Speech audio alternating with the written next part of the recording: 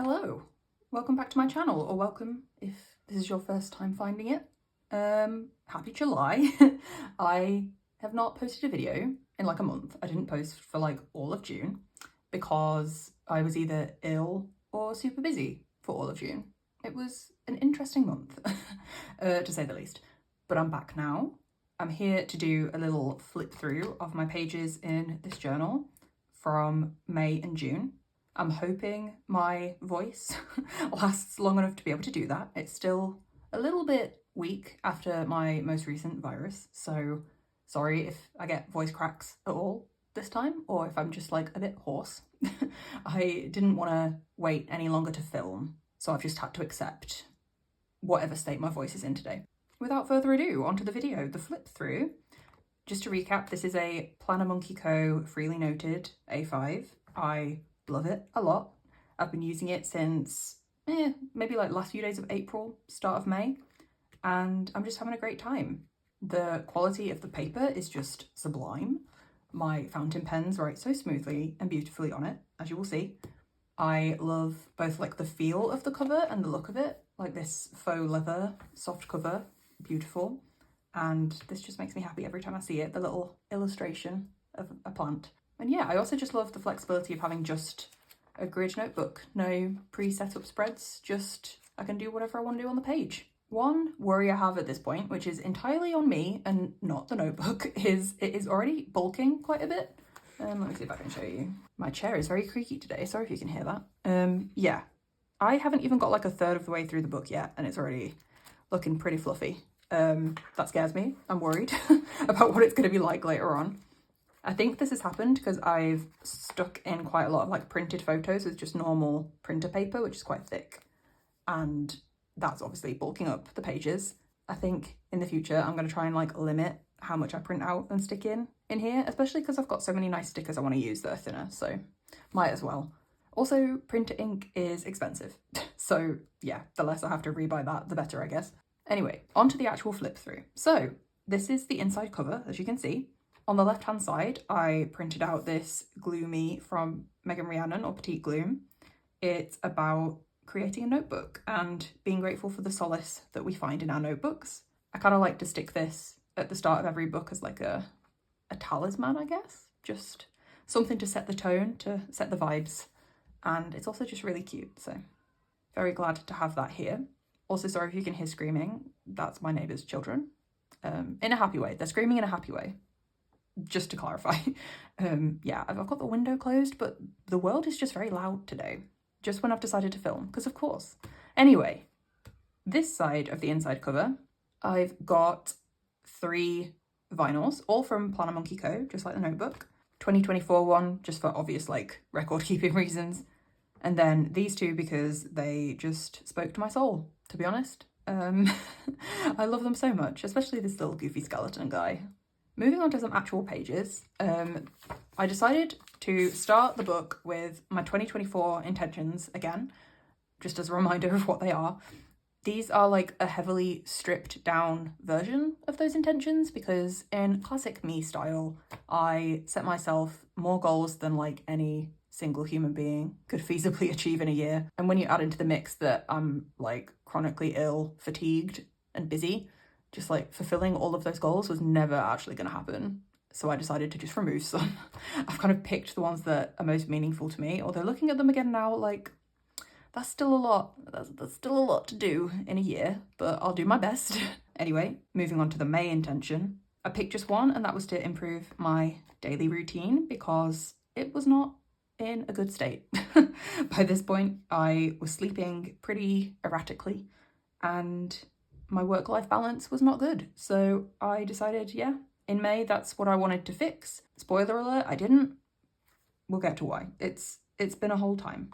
On this page, I just kind of wrote about how April was and why it was so important for me to try to achieve this new goal of like improving my routine and looking after myself a bit better. I will say, like, while I didn't make too much progress on it in May, this is feeling a lot better now that we're in July. Like, it's taken a while, but I think I'm finally getting there. I am getting better at my work-life balance and, well, sleep is still a thing that, yeah, happens at times when I wish it wouldn't. Usually too late. Not because I'm going to bed too late, because my brain just like won't shut up at night. Don't know if anyone relates, but I'm lying there trying to get to sleep, and in my brain there are like 2 songs playing, 3 different chattering little thoughts going on about random stuff, and it's kind of hard to make that quiet so that I can sleep. Anyway, yeah, I really liked how these pages turned out, like, aesthetically. All of the stickers here are from the washi tape shop, who I do actually have like a little discount code for, which will be in the description if you want to get, I think it's 10% off their products. I really like these ones in particular that are just like this kind of blue and beige tea coffee notebooks theme. I just really like these a lot. In the middle here, I've got some washi tape to cover up a sin, I guess. I don't know. I did something. Basically, this was originally a freely planned notebook. It had undated monthlies at the beginning, but I knew I wasn't going to use them, so I just removed them. And this washi tape is to kind of cover the slight damage that did to the notebook. I don't regret doing it, by the way. Like, I wasn't going to use those pages, and it was going to annoy me if they were there. But yeah, I just used this tape to cover it up, and it's actually my favourite washi tape, I think. This Monet themed one from the Coffee Monsters Co.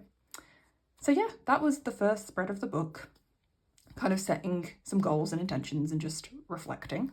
Moving on to the next set of pages, we get into some journaling, and a theme for May was I was struggling to find the time to journal like every day.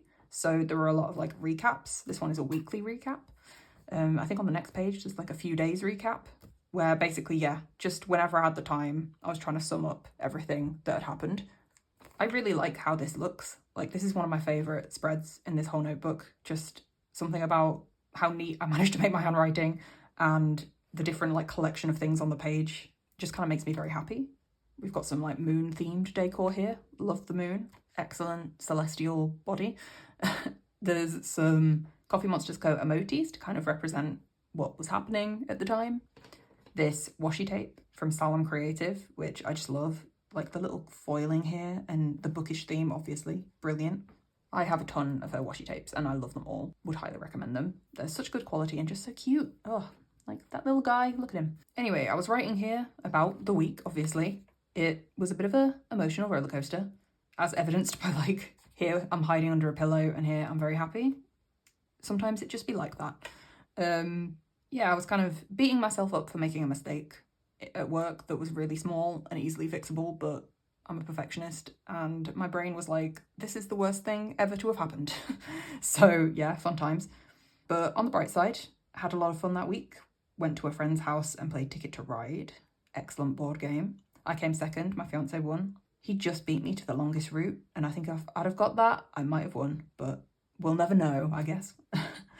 And yeah, I was just trying to have a chill, slow time because my brain wasn't always behaving itself. And at the end here, I wrote in this quote by Anais Nin, which just spoke to me. Because same, yes, I am never indifferent. I feel things very strongly, both good and bad.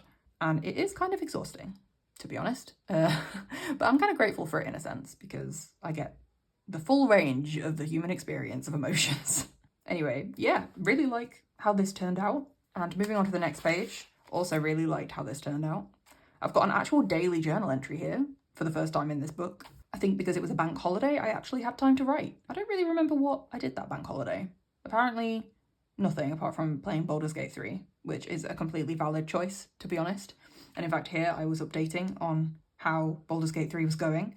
I'm still playing it very slowly because first, I'm kind of like savouring it. I love it so much that I don't want my first playthrough to end, you know? And second, I do just play games very slowly. Like, I am a careful, completionist gamer. I am still playing The Legend of Zelda Tears of the Kingdom. A year after it was released, I have not finished it.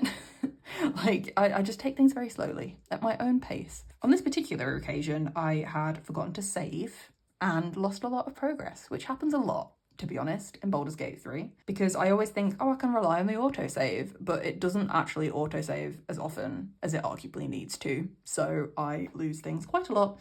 But yeah, was trying to remind myself not to do that in the future. And then here, just like a few day recap, as I mentioned, wasn't having a good time by the looks of it, was just like a lot of frustration and stress but you know, that's life sometimes, isn't it? In terms of decor on this spread, I've got some flower stickers from the Coffee Monsters Co., which I really love these, to be honest. And here I'd also gone for a plant theme. These are from Mary Berry Studio, who very, very kindly gifted me these stickers. I went for like a little house plant and some stars here, and printed out a Tumblr post that resonated about just like getting excited over the really small things, because that's how, you know, we generate a lot of joy in life if we can find happiness in the small things. Up next is the first of a few Taylor Swift themed spreads in this journal. It has been a very Taylor Swift couple of months for me. I went to the Eras tour twice, so yeah, expect a lot of that. At this point, I was watching grainy live streams on the internet of her Paris shows, which were like the first ones in Europe. And it was notable because it's when she first changed the set list to include the Tortured Poets Department songs. I was a bit sad in a sense because some of the songs that were cut are ones that I really love, but at the same time, the Tortured Poets set is just so incredible that it's kind of worth it. Stuck a couple of photos of Down Bad with the whole alien abduction metaphor thing going on, and Who's Afraid of Little Old Me. The whole thing is just a lot of female rage, and I'm here for it. Anyway, I'll move on from this quickly because there is going to be more Taylor Swift chat later.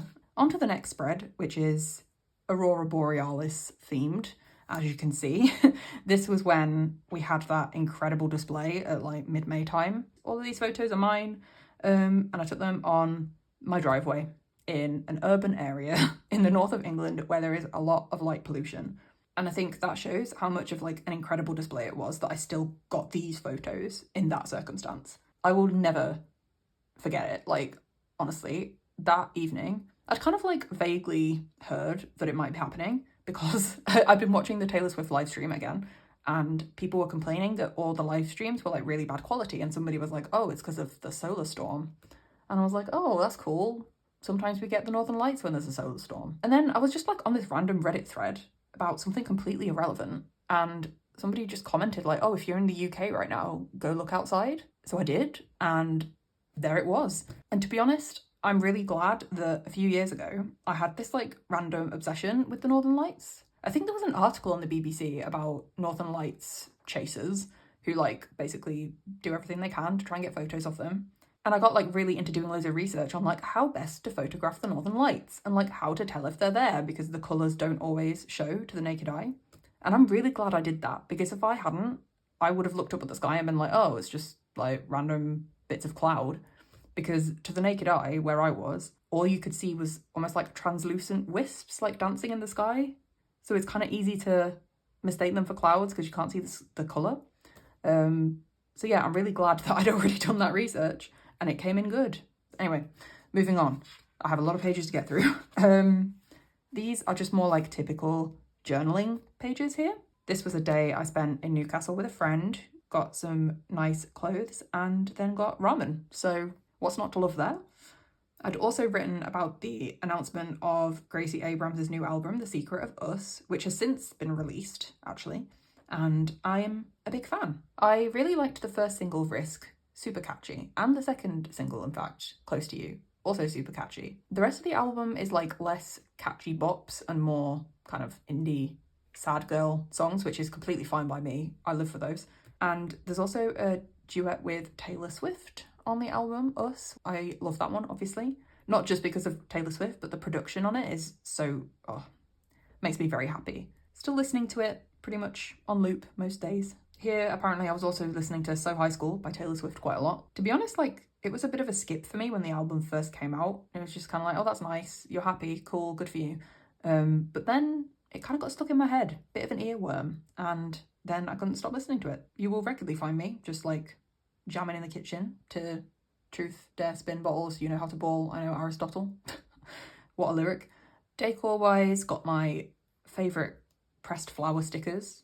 I bought like 2 packs of these a few years ago and I'm still going through them. I love them so much, and there were so many in the packet. It's a great time. Got some emojis here from Coffee Monsters Co. and Salam Creative for my daily journaling here, where I was having a bit of an up and down day. What I wanted to do was be a duvet burrito, but what I actually did apparently was overwork myself and then just not really do that much else.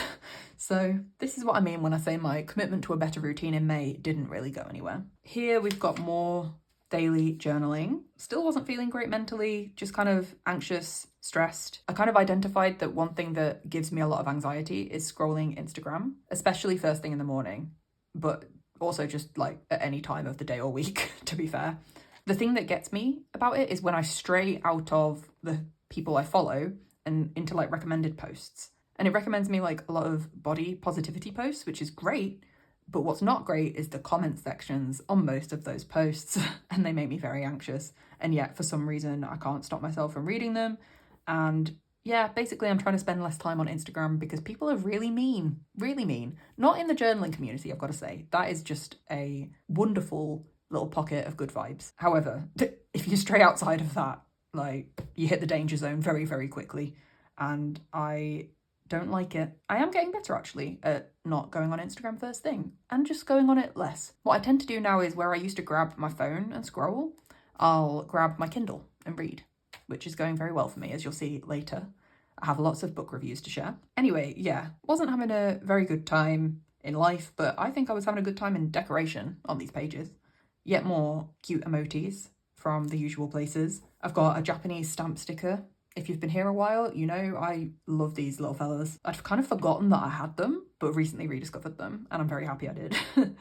I also had another Taylor Swift lyric sticker here from her song The One. If you never bleed, you're never gonna grow. These were sent to me by Estelle over at October Journal, very kindly, and I use them a lot, so thank you for sending those over, Estelle. I'm very grateful. And here, I think these were from the washi tape shop again, just some bright flowers. I think because I wasn't feeling too great, I was trying to boost my mood by using like bright colours and happy flowers and stuff. And I don't know if it worked, but I think it does look nice. So either way, it was a good choice. The next pages here, I think, are just like a big continuation of this journal entry. I was apparently having lots of thoughts and feelings that day. Kind of went with a beige toned theme, which I love. This is another Salam Creative washi tape with baked goods and books and coffee and tea and just all the good things in life. Have a little washi sticker from the Coffee Monsters Co. of hiding under a blanket, which definitely is my favourite place to be honest. Got this kind of space ephemera that my sister got me for Christmas with Saturn on it this time. And a coffee cup sticker from Megan Rhiannon / Petite Gloom. And of course a gold star. I always find like if I've got a gap and I want to fill it, gold star never looks bad. Anyway, gonna move on from this fairly quickly because I don't want to read all of this rambling I was doing about how I was stressed. This was when I decided to do something about it with Operation Feel Less Shit. I wanted to do these 3 things that I thought would improve my mood and just general state of being. They're all still a work in progress, but I have tried to make moves towards all of these things.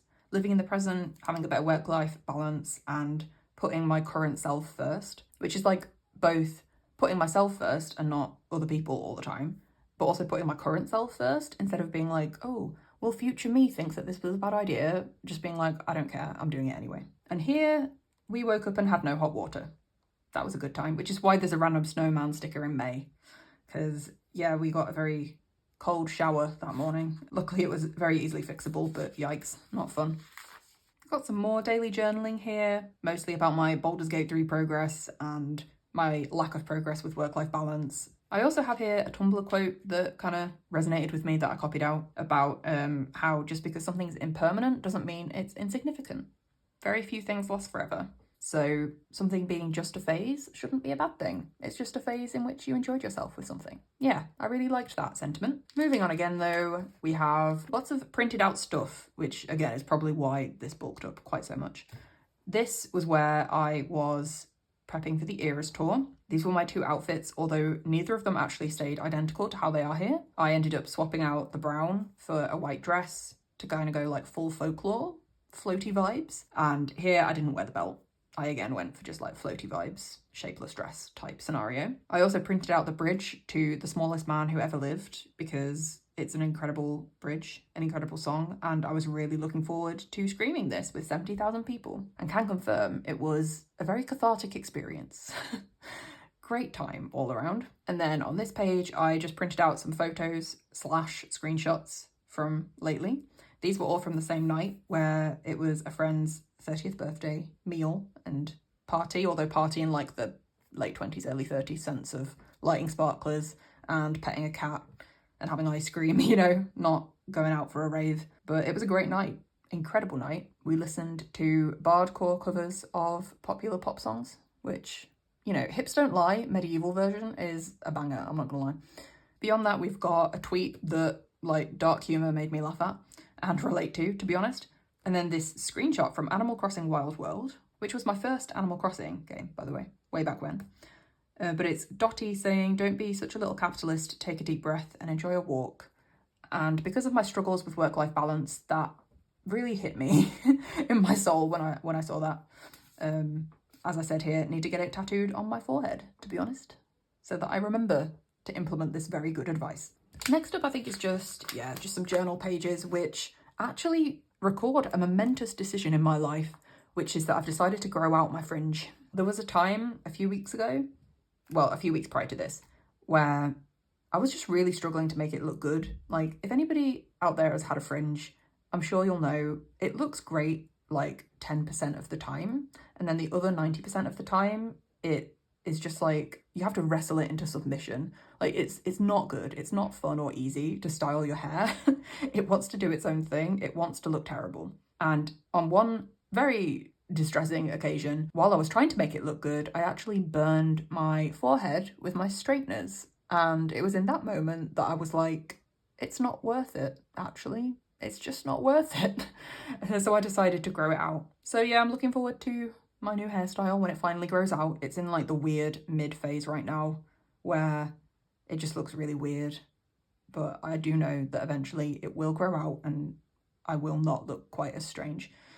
Anyway, rant about my fringe aside, this was just a few days at the end of May spent kind of chilling, sleeping a lot, and then not sleeping, and then sleeping a lot again, having homemade chips at my friend's house, which was amazing, and seeing some family for the bank holiday. I actually got food poisoning at that outing, so that was the start, unfortunately, of my month of illness. But, you know, seeing the family was lovely. And this decor is also lovely. More pressed flowers, this cute little duck from Mary Berry Studios, and some rain boots, which I believe was because, in true English fashion, we had a rainy bank holiday. It's always the way. Whenever we get a day off work, the heavens open and conspire against us. It's just something you get used to after 30 years of living in this country. But moving on.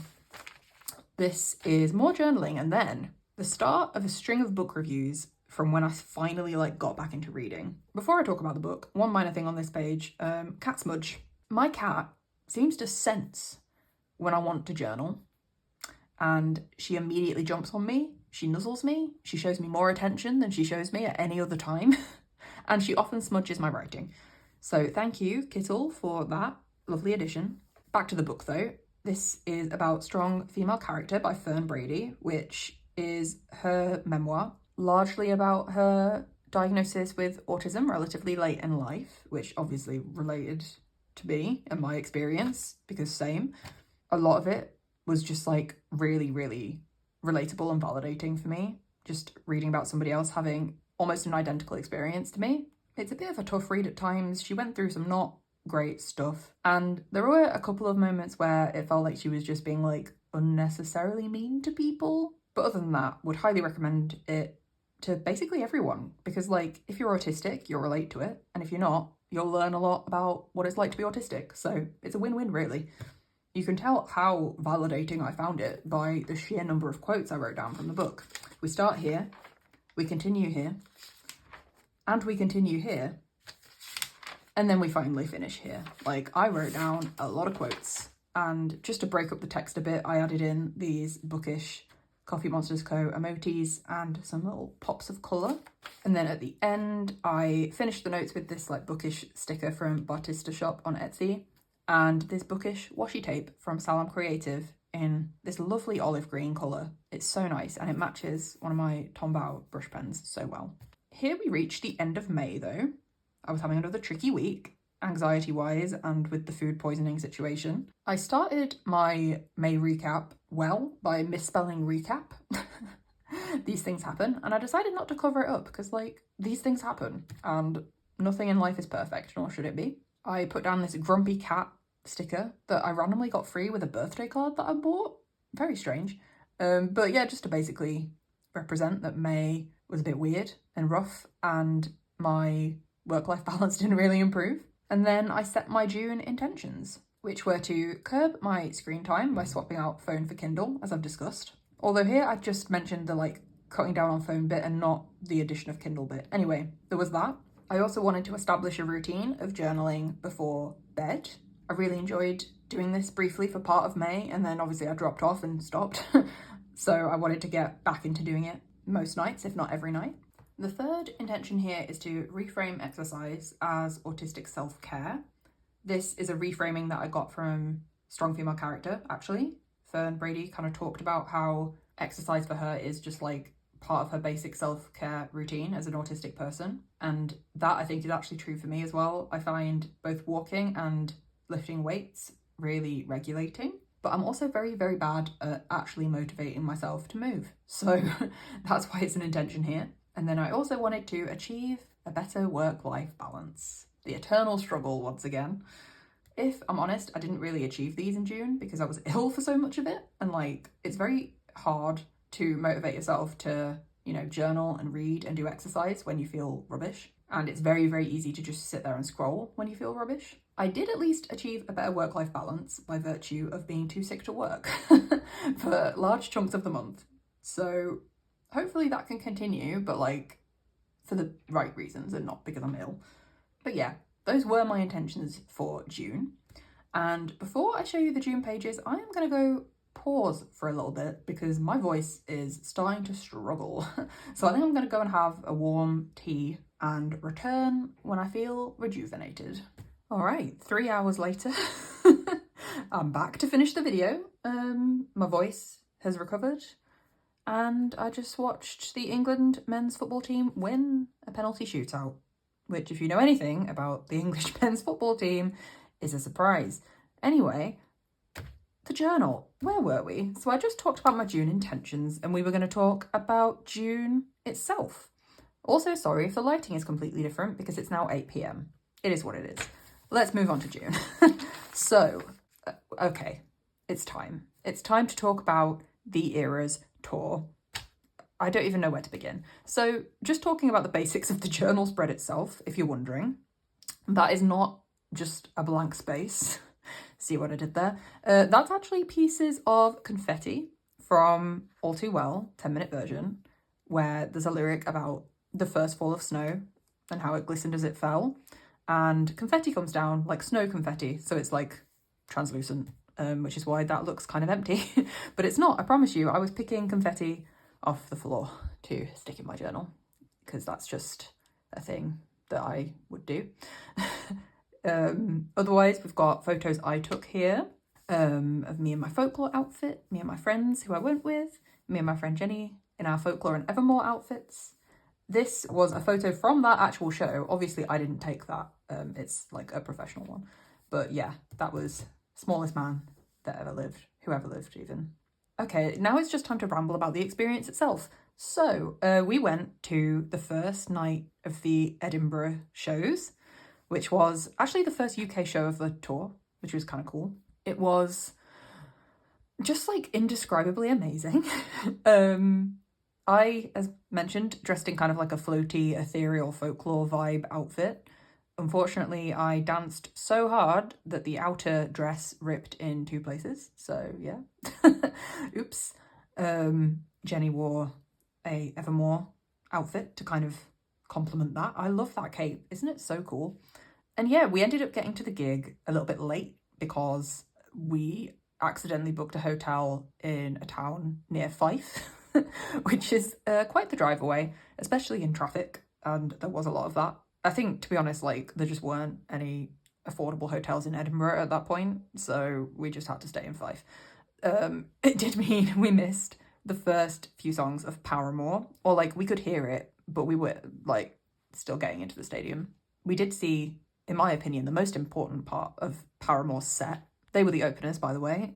Anyone watching who was a Twilight fan will know the song Decode.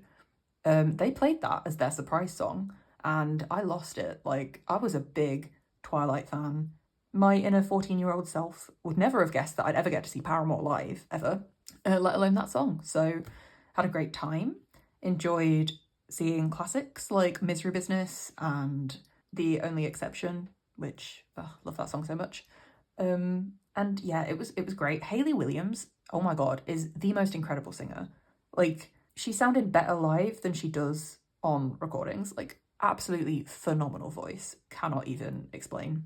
After Paramore, we had like a few minutes to like emotionally prepare ourselves for the main show. Taylor appeared, obviously. We had seats basically like head on in front of the stage. You can kind of see here, like that is the stage, and that's where we were kind of there. So we got a great view of basically everything, and what a view it was, what a show it was. I cannot even begin to explain how great it was. Like, if you've watched my channel before, you'll know I am a huge fan of Taylor Swift's music, like have been since I was 13. So getting to see 3.5 hours of her music was just so special.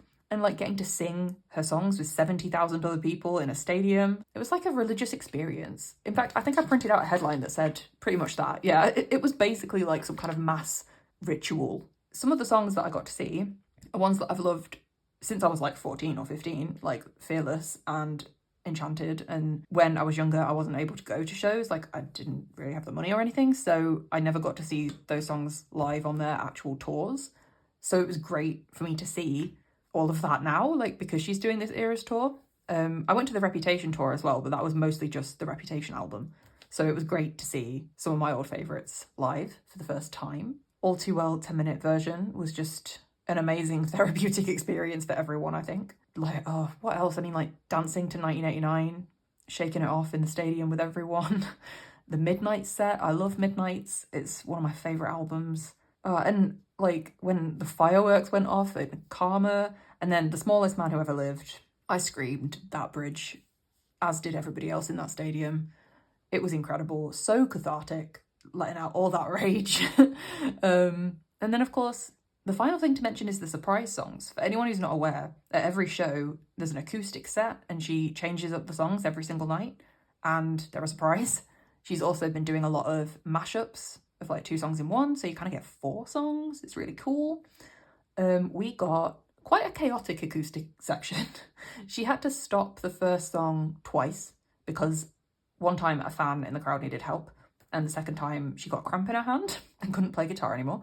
But the guitar song was a mashup of Would've, Could've, Should've from Midnights and I Know Places from 1989. To be honest, Would've, Could've, Should've is like one of my favourite songs of all time, so I was extremely happy that she played that.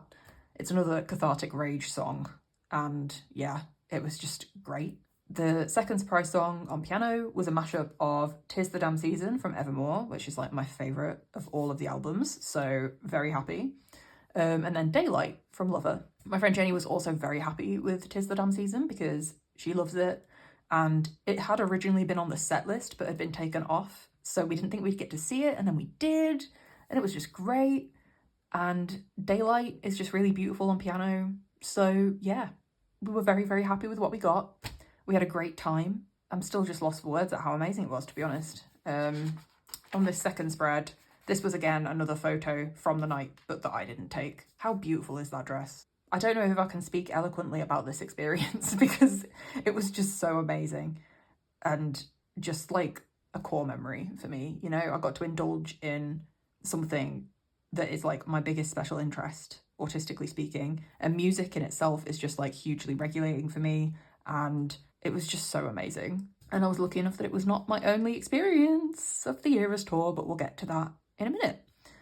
Before then, there's a little thing here at the end of this page about daily dopamine boosts. As a chronically dopamine-starved individual, I would love more of it in my life. So this is just a list from Tumblr of things that can basically just make you happy. I don't even know if they specifically trigger dopamine, but they just make you feel good. And a lot of them align with my kind of intentions and things that I want to do on the daily. So like being in the present, practicing mindfulness like all the time, not scrolling and reading instead, moving my body, just yeah, lots of good things here and a nice list to remind me of them because I'm very much an out of sight, out of mind person. So I would forget to do anything good if I didn't have a written reminder of it, as I do here now. Moving on to the next page, we mostly just have some daily journaling, but there is one very exciting thing here, and those are stamps from Canada. Love me a stamp, and these were sent to me by the incredible Bucky from Bucky's Baubles. I will link their channel in the description. It's so good, and they're such a kind and lovely person. They sent me some of their zines, and as part of that, obviously, got some stamps on the Happy Mail. I just love how like exciting and varied they are. Like this little beaver dude here, he's having a great time. Killer whales, yes, love me a killer whale from a distance, obviously. And just like they're beautiful. And in the UK, we just have the monarch's head, you know? Like, what's that about? Thank you again, Bucky, for that lovely Happy Mail and for these stamps that I have kept in here. Here is an entry from the 23rd of June, and it was actually my first actual journal entry of the month because of all of the illness. Yeah, I was writing a lot about that and also about my developing music tastes in June. I discovered Chapel Roan, which I know I'm probably extremely late to that party, but I'm at it now. I am vibing at the party. Pink Pony Club is my jam. To be honest, most of that album is my jam. And also Gracie Abrams' new album came out, and I was just enjoying a lot of new music. Also Charlie XCX's album Brat came out, and I'm not really like a dance EDM person, but something about 365 just gets me wanting to dance. Anyway, I was writing about that, and I was also writing about how much reading I've been doing, because when you're ill, there's not really much you can do except sit around. And I was like, you know what, I will read while I'm bored out of my mind being ill. But I'll talk about that a bit later because I've got specific spreads for each book. Up next, I think, is the first book review of the few in a row, which, okay, this book, oh, it's so cozy. Godmersham Park by Gil Hornby or Jill Hornby. I don't know which, I'm not gonna lie. 5 stars. 5 stars. It is like a Jane Austen adjacent book. I've read what is essentially a lot of literary Jane Austen fanfiction that are people just writing about either the characters from her novels or her or just like people who knew her. This is a novel about somebody who knew her friend, Anne Sharp, who was the governess to Jane Austen's brother's kids and then became a good friend of Jane herself. It was such a good book, so warm and cozy and immersive. I was like really sad when I finished it because I was like, I want to find out what happens for like the rest of her life. Like, don't cut me off here. Yeah, like she was a real person. It tracks just like a short portion of her life when she was the governess, but she went on to be really successful and like run her own school and was just like a strong, independent woman in a time when that was not really allowed. And just seeing her friendship with the Austens develop, it was just a really nice book. And like it does cover some dark themes like abandonment and chronic illness. Actually, the main character gets probably migraines, maybe cluster headaches, some kind of headache disorder. It's obviously not defined because they didn't really understand it back then, so that was relatable. Or the descriptions of her just like lying in the dark being like, oh god. Even though it covered like tricky things, it still managed to have warmth and just like be contenting? No, that's not a word. Bring contentment. There we go. I don't know. Basically, it was a really warm and cozy read that left me putting all of this author's books on my to be read list. Would recommend it to anyone who likes like Jane Austen stuff, but also just if you like historical fiction, it's a good example of that. You don't really need the Jane Austen knowledge to enjoy it. And then at the end of this page, I had a bit of space left after the quotes, so I wrote myself a very important reminder to stop catastrophizing, because that is how my anxiety mostly manifests. It's me seeing something very small go wrong and being like, this is the end of my life as I know it. This is the worst thing to ever happen and everything is a disaster. When usually, in fact, always, it's not those things. It's just a small inconvenience.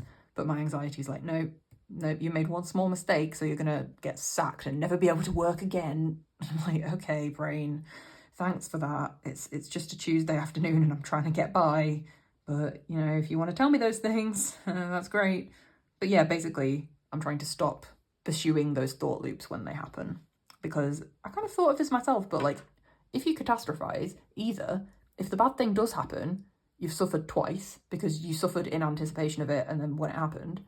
And if it didn't happen, then you've suffered once for no reason because it didn't happen. That's what I'm going to tell myself whenever I feel those thoughts coming on. Anyway, up next, I believe, is another book review. It is For Thy Great Pain Have Mercy on My Little Pain.